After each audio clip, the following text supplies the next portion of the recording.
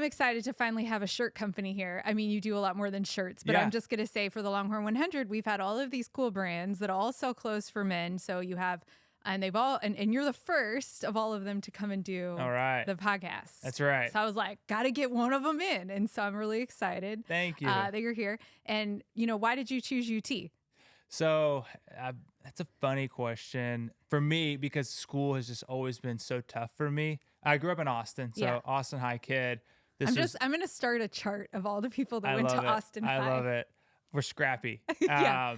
So school was always one thing I was never great at. So like UT, it just never seemed like an option for me, even though it's like right in my backyard, probably like 3 miles from my parents' house.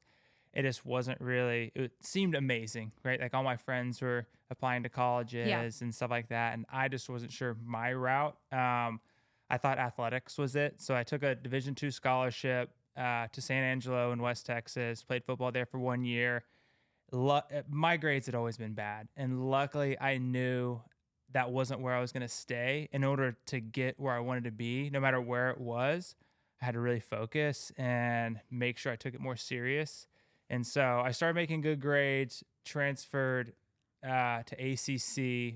Before that, I met with like an admissions person and was just like, what do I got to do? Came to UT, met in person, and it was pretty much I had to go to ACC, get like 4 A's, and then I could transfer in. And so you transferred in as a sophomore?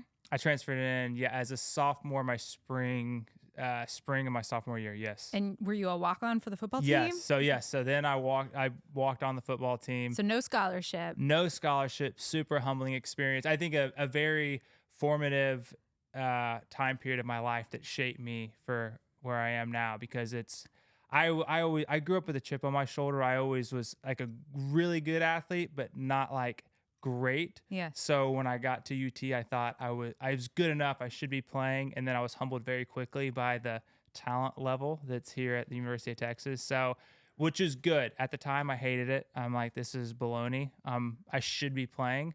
But now I'm like, I didn't work hard enough. I wasn't good enough. Like, just because you work hard doesn't mean you're going to get what you want. And I think that's a really valuable lesson for us. Because lots of people work super hard and it's not always going to work out. That doesn't mean you quit. Yeah. Maybe it's you persevere and that door closes and another one opens.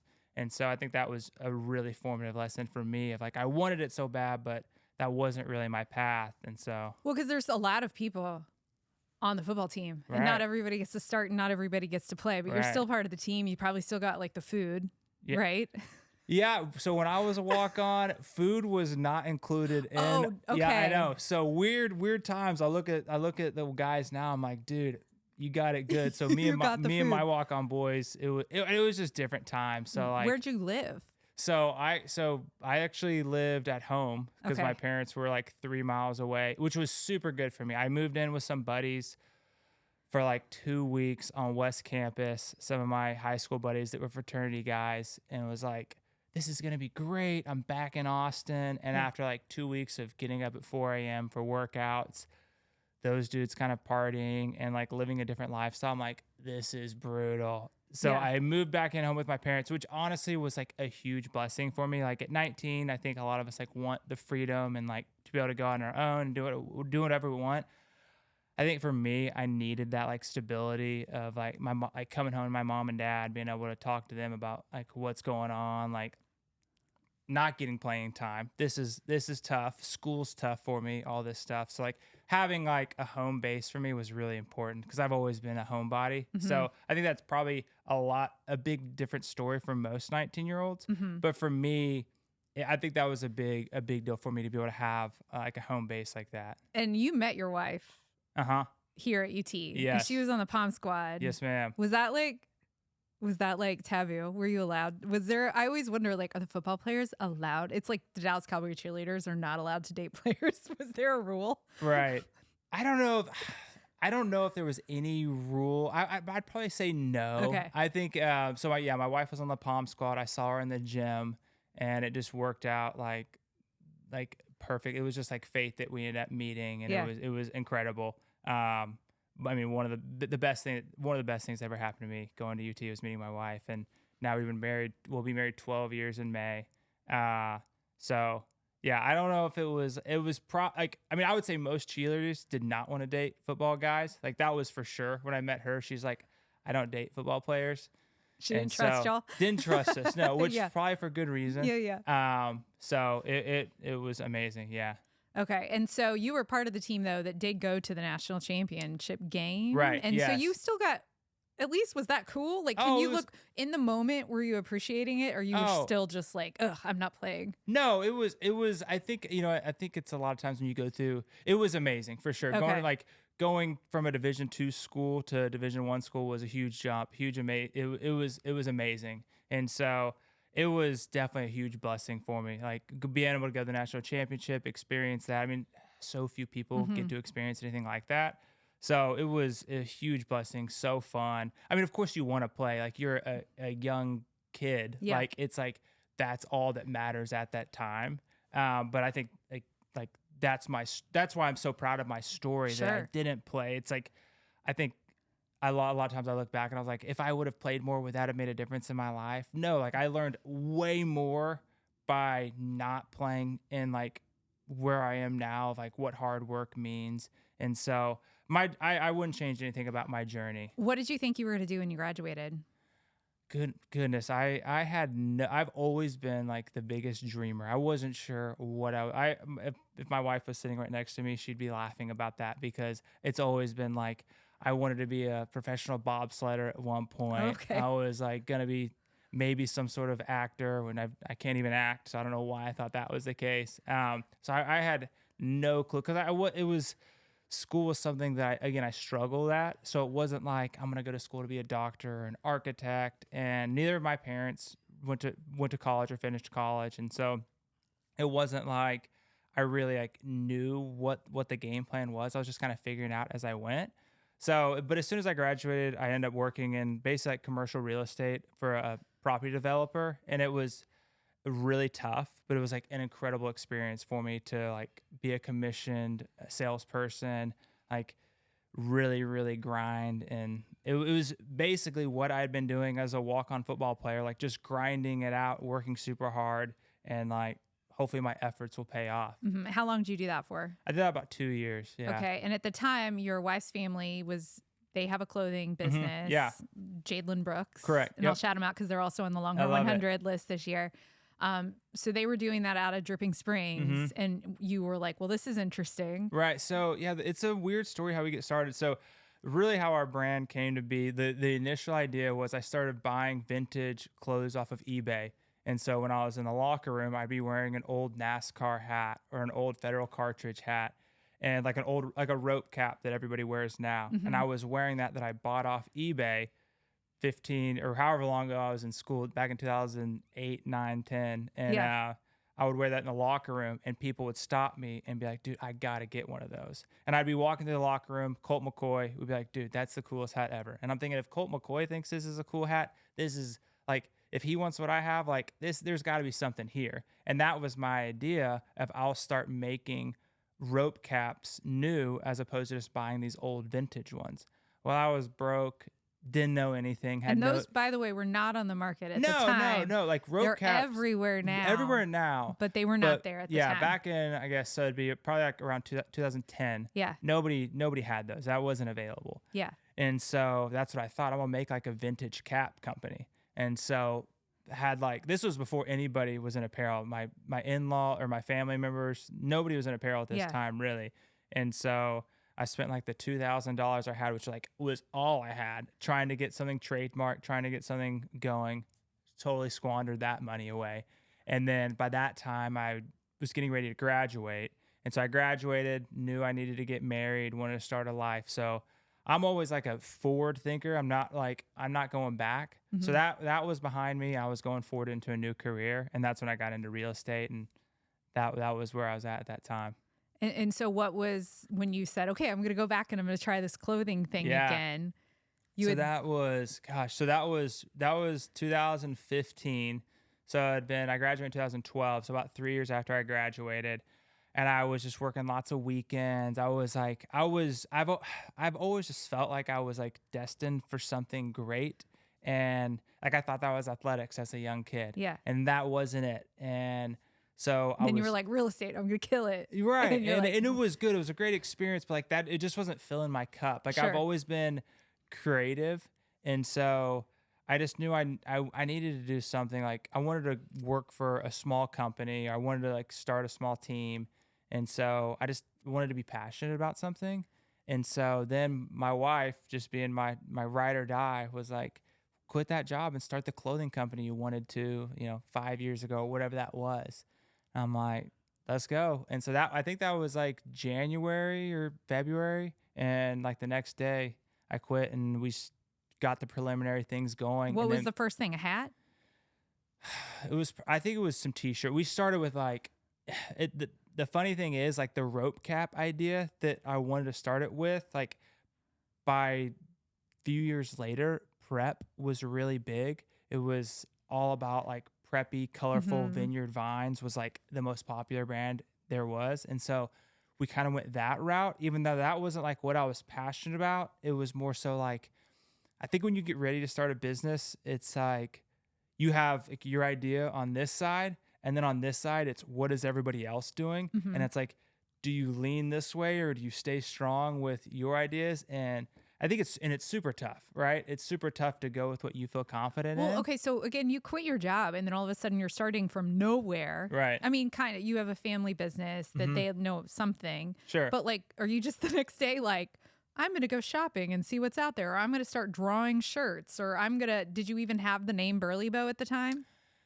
No, yeah, all these questions are incredible. Yeah, it's like I don't know anything. Let's figure this out. Like that's exactly what happened. And I think that's my best advice for a lot of people, because we get that question all the time. It's like, how did you get where you are? And it's like, you just figure stuff out. Do you remember the first thing you did though that you felt like was I probably went into like concept mode okay? of like seeing what other people are doing out there. What was our competition? Like what was already available.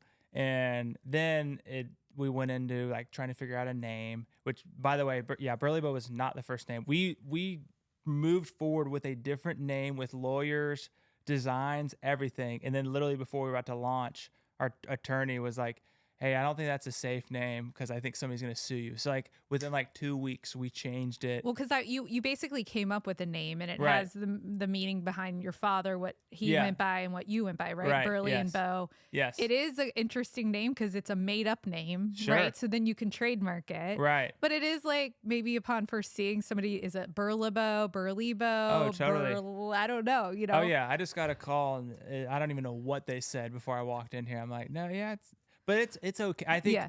that's what we wanted, because in the market when we launched 10 years ago, it was a lot of we launched with when Southern Prep was crazy. So like Southern Marsh, Southern Point, Southern Tide, Southern Proper, all of these names, and like we just knew that we needed to be different in that market. And our goal was to be a lifelong like company for the entire family. And so we didn't want to pigeonhole ourselves into something that had meaning for that particular time period. We want it to be something that could last forever. Like we want to be the Nike of the outdoors. And so What was the first big thing that happened that you were like, okay, I made the right decision to quit my job?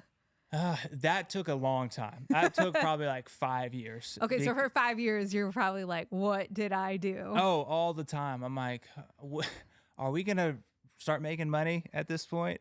When does that happen? Yeah. And so, it's just consistency, right? Like there was no plan B. It was burn the ships. This is what we're doing. Lucky enough, I had the support of my wife, and it was, we're going all in on this and we're going to keep forging ahead. So there were days where it's like, if I stop now, I could probably get a good career still. But those thoughts were super short. And so, our big went, it's relevant to the time period.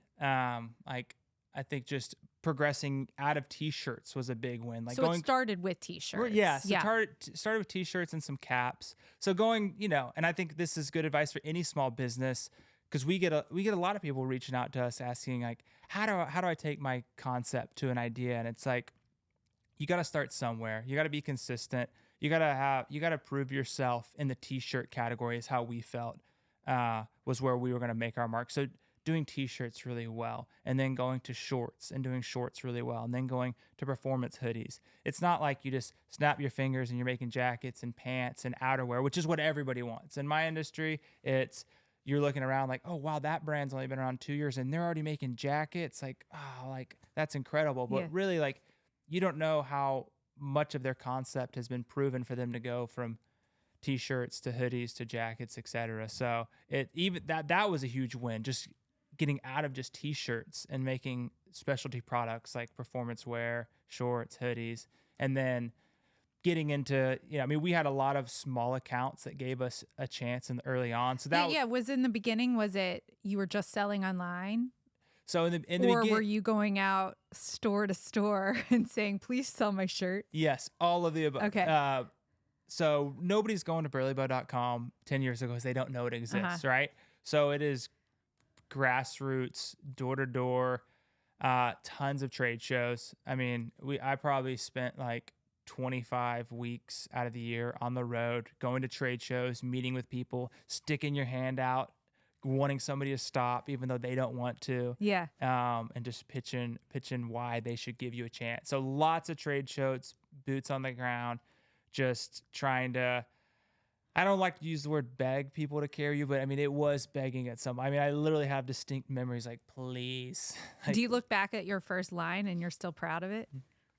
Or are you like, oh, wow, we've come a long way? We've definitely come along. I'm proud of it just because I know you got to start somewhere. Sure. I mean, but that's like, at the time, I wasn't proud of it. Like, that wasn't like how I felt was going to get us to where we are now. I didn't love, and we've had some evolutions of our company. We've redesigned our logo 3 times.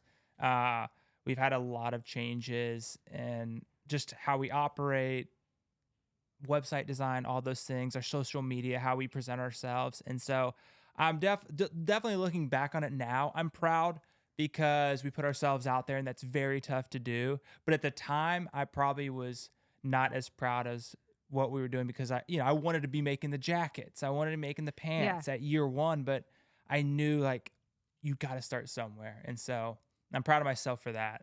I get really excited when I see Longhorn. So when I started this job, I was supposed to go find Longhorn businesses, and I don't even know how I came across your brand, but I remember I was actually in Tyler, Texas at some outside, and there was like a shrimp restaurant, and they have a boutique next to it. Love it. And they had y'all's product, and I remember being like, oh wait, I think he's a Longhorn. And then a couple weeks later, my husband was going on a hunting trip, and some of the guys that were just like guys were all wearing Burlebo, and they were like, oh my God, we love this stuff. And then I saw y'all were in Academy, and I was like, who is this guy? This is crazy. It's popping up everywhere. Oh, amazing. And I wanted to ask about, being in Academy, y'all's price point is not the highest price point. Was that something that you went into wanting to be more of that level of price point? I mean, so was that like strategic, or again, was that just something that happened? So Academy's been an incredible partner for us. They've been amazing. Or don't even take them out of it. Just your website compared to some, like yours is a bit more affordable. Right. So that's definitely that was a conscious decision we made very early on. So I didn't grow up with a lot of money. I mean, I make the joke to like our design team yesterday. Like we were talking about polos, and I'm like, I got my polos from secondhand Looks back 20 years ago, and I was getting Izod and whatever. And so like money has always been something for me that like I didn't grow up with a lot of it. It was all hand-me-downs. And so I wanted to make sure we were designing like as premium as possible, but at an affordable cost. Like we don't want to be cheap, and we don't want to be overly expensive just because we can. We want to be that middle ground to where it is a more premium product, but more people can afford it. So we try and do a really good job of not buffering our margins with expected returns or expected exchanges and stuff like that. A lot of bigger companies will have increased pricing because they're expecting more returns or exchanges, stuff like that. And so for a lot of our bigger corporate accounts like Academy or Shields or Cavenders, they're used to a bigger discount with some of these other brands. But for us, we don't have that buffer to be able to offer a big discount. And so that's why our pricing is what we have on our website is what Academy has, what Cavenders has. It's fair across the board. And so it was always really important for us to be able to have as premium as we could without making a mom break the bank for her kids or. I also think y'all stand out because you go to all the like women's fairs like Junior League and Nutcracker. Yeah, that was how we got started. I mean, which means you're going after the wives and the girlfriends. Exactly. We do really well selling to women, and I think that's like a big difference between being a men's brand is, I don't know exactly the analytics on our website off the top of my head, but it is a high percentage of women shopping with us because they're shopping for their sons, they're shopping for their husbands, their brothers. And like what you just mentioned, the Junior League shows is, that's how we got off the ground. Was if we didn't do Junior League shows, which anybody who doesn't know what a Junior League show, it's you set up like at a holiday fair and you sell product for like 3 or 4 days, right? For really, really, really long days, really long hours. And I mean, that the first one we ever did in 2015. My wife, her sorority sister, they had somebody drop out and were like, "Hey, I know your husband just started. Does he want to come and sell?" We didn't even know what this was. It was just a huge blessing in disguise.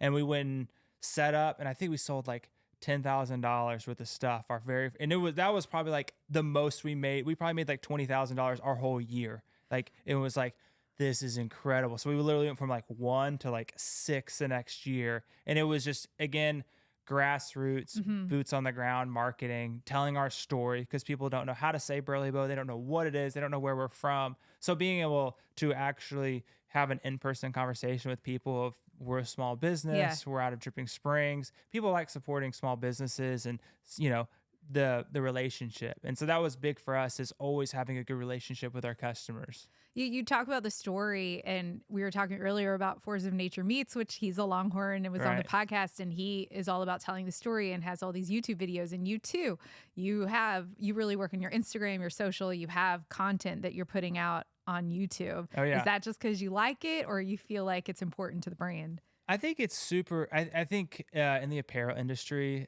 specifically, it's really competitive. I mean, we're competing with such giants like Nike, Lululemon, Viore, and we're just wanting to separate ourselves because we think that's our competitor. We think even though they might not be aware of us, we look at them as a head-on competitor, to where we want to be the rugged Lululemon, the outdoor Nike version. And so I think for us, creating incredible content, creating long form content on YouTube, short form content on socials, it's super important to us. And we look at it almost like just a separate portion of our business, because that's how we interact with our customers. That's how we create engagement for new products and just keep people informed about what we're doing. And so, who was the first person that was wearing your clothes?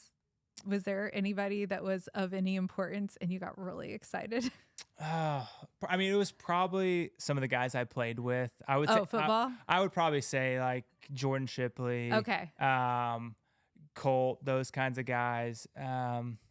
I mean, that was a big deal for us because it was early on. Like, did that help drive sales or brand awareness in a way you thought it might? Because sometimes you think, oh my gosh, that person's wearing it, everybody's gonna know I've made it. And then sometimes it works and sometimes it doesn't. Yeah, I mean, it definitely helps because it adds credibility. It adds just the conversation. Oh, I saw Jackson Shipley wearing your stuff. And it's like, oh yeah, And so it definitely helps. I mean, we've never gone down that route of like paying somebody massive to wear our stuff. And that's definitely a weird realm of getting. I mean, I think that was really big, a few years ago, where you're paying, more so. It seems like it shifted from like actors endorsements to like now influencer endorsements, and like that's a world we're trying to navigate currently. JD, who's our creative director sitting over here, he's more familiar with that than I am and is working on that. And so, but I'd say the first like big people would definitely be like UT athletes that were in the pros. Yeah. That's cool. Which was really, definitely made me feel really special having them care about our business. And so that's been really cool. I did want to ask, we go back to that beginning. You talk about when you started, and I think I read on your website that you put in like 50,000, like $50,000 of your own money. Yeah. So you had saved that money. Yeah. And then you put it all in. Yep. And then you bootstrap the whole business, which bootstrap means you never went out and got outside investors. Correct. So everything you're doing is your own money that the business is making, and you're pouring it back in. Correct. Yeah. Yes. So yeah, it was big for us to grow our business off of profitability instead of taking on debt. That was just a big fear. I mean, don't get me wrong. When we first started swiping that credit card, you know what I mean? Oh no. I mean, it now was we're down like, to 49. Okay, now we're down to 48. I got okay. that. I got that max. I got our maximum credit up to like 25 grand on the credit card, and like swiping it for an order of shirts, because that was what we did. So just for reference, how bootstrapped our business was, I would buy like 144 Comfort Colors shirts because you had to buy them in 12s, and 144 was the perfect minimum for us. So I'd buy 144 Comfort Colors shirts, drive it to the screen printer in San Marcos. He'd sit there and screen print those shirts. I would wait. Then I would drive them to the seamstress, and I'd be cutting out the tags that said Comfort Colors and then sewing in Burlebo tags. Are you allowed to do that? I don't know. People ask me that all the time. I don't know. So if it is illegal, we didn't do that. But if it's not legal, that's what we did. Yeah. And so that was literally how we got off the ground. Was I'd 25 grand on a credit card, swipe it, get an order of shirts, go to these wholesale markets, sell enough to be able to pay off that credit card, and then we'd order a little bit more and a little bit of more. So we were always just very, very thin on the bottom line of making sure we're really conscious of where all of our money's going. And I assume you're not doing that anymore. You're now probably. Yeah, we've got a little bit bigger of a credit limit now, and we operate differently. But we try and keep the same concept of just not like getting too big for our britches, and understanding like we're a much bigger company than we were, but we always want to give the service of a small business. Like we want to be a great business, not a big business. And so continuing that, how we got started is important to us. What was the biggest thing that was not what you expected? I mean, you start and you're like, people are going to buy it. It's going to be great. I'm going to do this. Like, what was the biggest lesson you had to learn early on when you started Burlebo? Oh gosh, the biggest lesson I would just say is I was always afraid of the word no, like as most of us are. Yeah. You ask a girl out, it's like no, or you want to get into UT, no. And so like I was always afraid of that, and like I would just move on, right? It's like it's not a big deal to me. I'll find something else. And so people telling you no, like no thanks, like I don't like the name. I heard that, no, I just don't think we need it. That was big for me, of being able to be resilient. And I think that's a huge part of being a business owner, is you just build up this resiliency inside you that you don't always need it, but it's super helpful, because a lot of times like there is a workaround. Like no doesn't always mean no. It's just maybe next time, or maybe there's a different solution here that we're not thinking about. So being consistent with it's okay to receive the word no was a big lesson for me, because I had never been good with that. Because you model in the pictures, do people now come up to you and you're like, hey, you're that guy? Oh, all the time. Literally, you love it. I was just touring a facility just a second ago, like, dude, you're on that website all the time. Literally, no joke. 30 minutes ago. It's like, yeah, I am. Thank you for noticing. I mean, it's kind of a smart business, Well, I don't know if that's how it started. If you were just like, I could only pay myself to model. Yeah, well, that's exactly what it is. People would always be like, dude, like, why are you doing the modeling? I'm like, well, I'm also the trash man, and I'm also like the accountant, and I'm also the salesperson. Yeah. Like, that's just what it was. My wife would help me with photos either on a phone or we had a camera sometimes. It was, I mean, again, it's like as bare minimum as you can think. Like that's what we were operating with. We didn't have a lot of guidance. I had some family in the industry, but they were learning as they went too. It's not like I had friends that had a massive business, and we were learning from ourselves. It was trial by fire. And so that's really where that came from, is like, I was just the next man up. I was the only man up. Was there, since you were doing it all in the beginning, was there finally a position you got to hire that you're like, heck yes, I don't have to do the accounting anymore? Yes and no. That's like, I would say, one of the scarier, like when we started, I never thought about hiring people. You just don't think Yeah. like, I thought I'm gonna start designing clothes. This is amazing. I'm good with people. The hiring is a totally different beast in its own. Yeah. Because you hope to create an amazing team. We've got the best team possible right now. It's It unbelievable. seems like it's just a lot of young guys. We've got a lot. We've got a lot of young guys. We've just got people who care. It's Yeah. the best thing. It's Are you like unbelievable. employing the entire Dripping Springs High School? We are. We have definitely employed a lot of high school kids Yeah. in the area. It's been amazing. That's Yeah. one thing we're so proud of, because we have consultants come in and talking to us about working with, 3PLs, which is a third-party logistics company where you don't do any of your fulfillment, and Yeah. you just got, office work. And for us, it's huge to employ people in the community. It's huge for us to build an amazing culture. Like, that's been something that I'm probably most proud of, that I didn't, talk about hiring people. That's the thing I'm most, people are buying their first homes. People are getting married.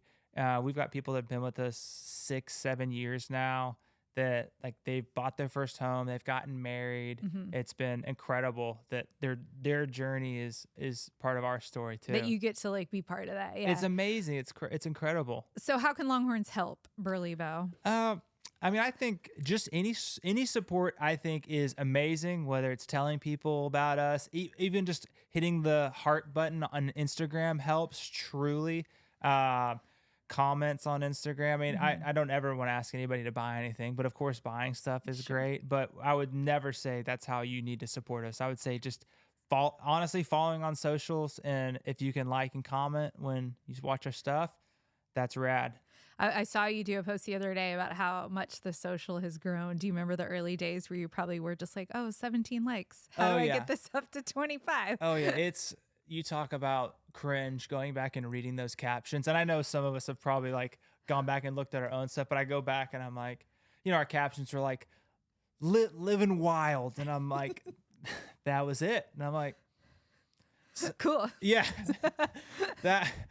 So that's pretty cool to see how many more people are following our journey. But it's good to know that you don't have to be perfect right when you start. Like it sounds like you've evolved. You've grown in warehouse space. You've grown in a team. You've evolved in style. You've done 3 different logos. Yes. It's okay that it wasn't the thing right when it started. It's never, and I think that's something I'm always trying to educate myself and meet with people. And it's a big part of it is timing is never going to be perfect, right? Like you're never going to, you could sit there and write a caption for all day on that post. And it's like that there's, as a leader of a company or just a leader at anything, like you're going to need to just go with it and then keep moving on and keep rolling, as opposed to just trying to be perfect in every aspect, because perfection is going to be pretty tough.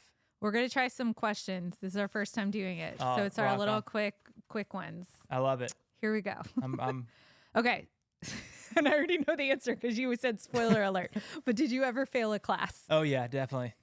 Like at UT? Oh yeah. Yeah. Do you know which one? I failed a few. I would say the most memorable. No, are we talking about a full-on F?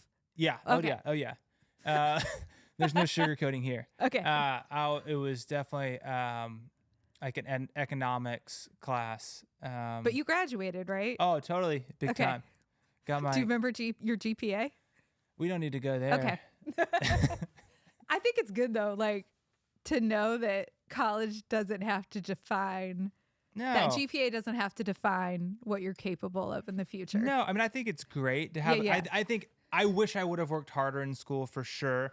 And I look back on it, I'm like, I think I could be a little further ahead if I would have taken it more serious. But I think college or just any experience is so valuable, right? It's life. You learn a lot in life. And I think there's times where it's going to be in the books you're going to learn, and sometimes it's not going to be in the books. And I think a big part of that is, like the people you meet in college, like it's not always what you know, it can be who you know that can help you get to the next spot. Sure. And I think that's important to remember. Like you're saying, it's not just GPA. It can be the experiences that shape you and mold you. What was the most random class you took? Do you remember some just random? Oh, random class.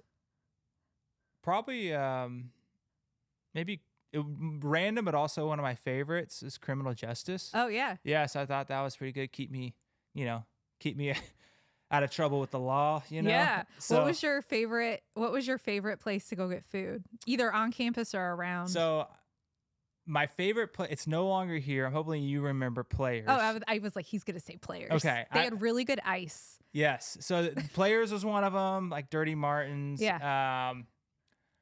God, those were probably my top two. Like, let's go like have a burger. Like, Players was always the best. I loved that place. R.I.P. Did you take early classes or late classes? I was an early class guy. Yeah. I like to get them in early. You know, like if I was, you know, it's better to just knock them out early, I'd say. What is advice you would give to someone starting UT? I would say get involved with something. I think UT is so big, and I think it's amazing that we're in this big, awesome town like Austin. So being involved with rec sports, being involved with, college sports if you can, or fraternities, sororities, something. I just think it's so important to be involved in something, because you can get lost in a big school like UT. Yeah. But even though it's got so many amazing things to offer, just being involved in something I think is really, really important. And then you've shared a lot, but what's your advice for someone who's starting a business? I think, which is like the most broad question. It's okay. I think just consistency. So when we were playing football, it was consistently good to be great was one of our mottos. And it's so true. Like, just be consistently good. You don't have to be great every single day, because you're going to have ups and downs. Yeah. But just consistently show up and give it your all. And that's hard to beat, right? And I think it's like work overshadows talent all the time. And so it's just showing up and working. And that doesn't mean you're going to be successful just because you work hard and you want it really bad, but it's certainly a whole lot better than not trying hard and wanting it real bad. Well, thanks for coming in. Yes. Hook 'em horns. Thank you so much. I loved it. Hook 'em horns is a huge blessing. We're so great. I'm so grateful I managed to get into this amazing school, and I'm a Longhorn. I'm so proud of it that my wife's a Longhorn, and hopefully my kids will be too. Yeah. Anybody that gets in now, I'm just like, whoo, you must be real smart. I know. Or you just find a way in. Exactly. Yeah. Well, Hook 'em horns, thank you. And again, Longhorn 100 winner, 2 years, fastest growing companies. So love it. Awesome. Thank you.